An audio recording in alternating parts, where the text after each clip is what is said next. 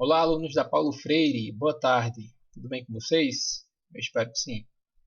Bem, hoje a gente vai falar especificamente sobre a Lua, tá? E o nosso tema, ele se encaixa aí dentro das habilidades da BNCC, como Terra e Universo, tranquilo? Esse texto, ele foi adaptado, né, de um texto do Rosimar Gouveia para o Toda a Matéria. Mas claro que eu fiz algumas alterações e incluí algumas imagens aqui para a gente. Algumas características da Lua, né? Então, a Lua é o único satélite natural da Terra. Primeiro que, atualmente, né, tem muita coisa que está ali circundando o nosso planeta, porque a gente enviou esses satélites para lá, né? São satélites artificiais. Satélite natural, de fato, a gente só tem a nossa Lua, né? Então, estima-se que a Terra ela tenha se formado quase que ao mesmo tempo que a Lua, né? Então, durante o processo de formação aí do nosso sistema solar, formou-se a Terra e a Lua praticamente ao mesmo tempo, né? Tanto que boa parte dos materiais que a gente tem no nosso planeta, a gente também tem nesse nosso satélite natural, tá? Então, a Lua ela tá aí por volta da quinta maior lua do sistema solar, né? E por que isso? Bom, porque os outros planetas do nosso sistema solar também possuem suas próprias luas, né? Alguns outros planetas, inclusive, possuem bem mais que uma, né? Uma, duas ou até 64, né? Então, são muitos. A depender do planeta, o planeta pode ter muitas outras luas. No caso do nosso planeta Terra, a gente só tem uma, tá? Então, a Lua, ela tem aí um diâmetro aproximado de 3.500 quilômetros, né? Então, o tamanho de razão dela aí é 80 vezes inferior ao tamanho do planeta Terra. E nessa imagem aqui, né, no nosso slide, a gente tem uma comparaçãozinha de como seria a comparação do tamanho da Lua em comparação ao tamanho do nosso planeta Terra. Esse 80 vezes inferior pode parecer pequeno, né? Mas se a gente considerar o nosso planeta aqui é o continente africano, a gente vê que a Lua ela é bem grande, né?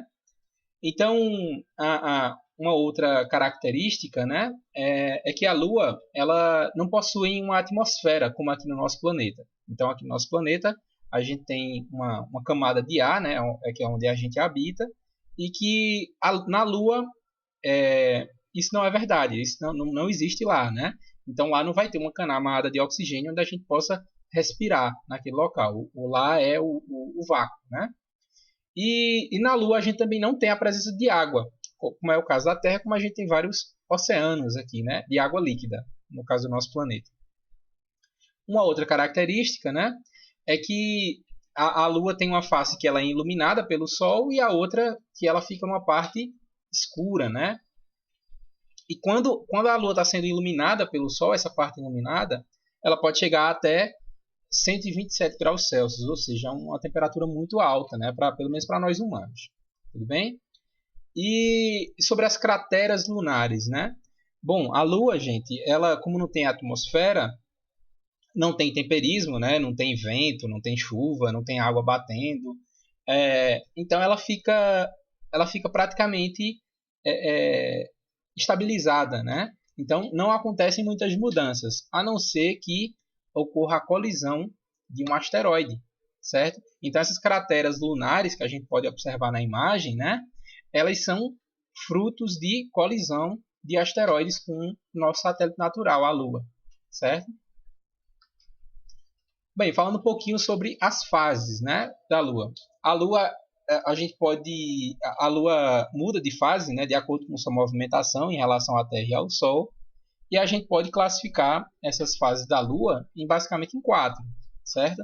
A Lua nova, né, quando a face que está virada para o nosso planeta, ela não está iluminada, então a gente não tem um reflexo da luz do Sol na Lua, ela fica uma Lua sem muita imagem, né, muito escura.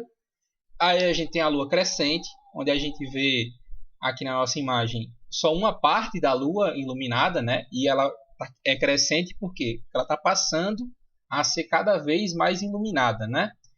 A gente geralmente pode chamar, quando está exatamente na metade, a gente chama de Lua quarto crescente, certo? E aí, quando a Lua no terceiro momento aqui, né? Ela chega e fica uma lua cheia, né? Uma lua cheia é quando ela está completamente iluminada, certo? Aí é o máximo de iluminação que ela vai obter, né? E ela vai tender agora a perder a luminosidade pela reflexão do Sol, né? O Sol vai passar aos poucos a iluminar cada vez menos, que é quando fica no finalzinho aqui só uma parte, né, iluminada da Lua, que é quando a gente chama de Lua minguante, né? Minguar significa é como se fosse cada vez ter menos, né? Então ela está minguando, está perdendo a luz, no caso, certo? E ela volta novamente a ser lua nova. Isso se torna um ciclo, né? Então, lua nova, lua crescente, lua cheia e lua minguante, tá? Essas 4 fases. E como é que acontece, né? Essas 4 fases. Essas 4 fases, elas dependem da posição da lua em relação à Terra, beleza? Então, observem aqui, ó. Nesse momento aqui, com o planeta e a Lua ela está lá do lado iluminado da Terra, né? Ou seja, durante o dia a gente às vezes até consegue enxergar a Lua, né? Nos finais da tarde. Então, para o pessoal que está à noite aqui, eles estão enxergando alguma parte da Lua? Ora, claro que não, né? Que a Lua está do outro lado, da parte da Terra que está fazendo o dia, certo? Então, nesse outro momento aqui, observem. Como é que a gente vai enxergar a Lua? Ó, a gente vai enxergar ela com uma parte iluminada.